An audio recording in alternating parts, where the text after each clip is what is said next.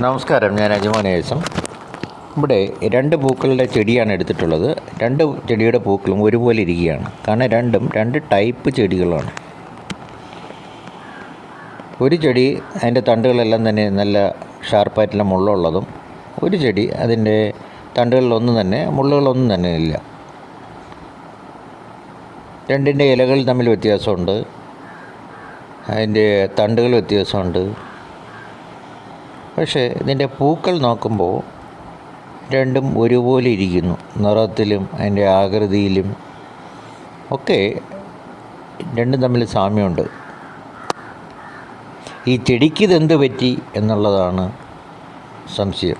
ഇപ്പോൾ രാവിലെ ഞാൻ ഈ ചെടിക്ക് വെള്ളം ഒഴിക്കാൻ വേണ്ടി ഇറങ്ങിയപ്പോഴാണ് ഈ സംഭവം കണ്ടത്. ഈ രണ്ട് ചെടിയുടെ പൂക്കളും ഒരുപോലെ ഇരിക്കുന്നു. രണ്ടും തൊട്ട് അടുത്തടുത്ത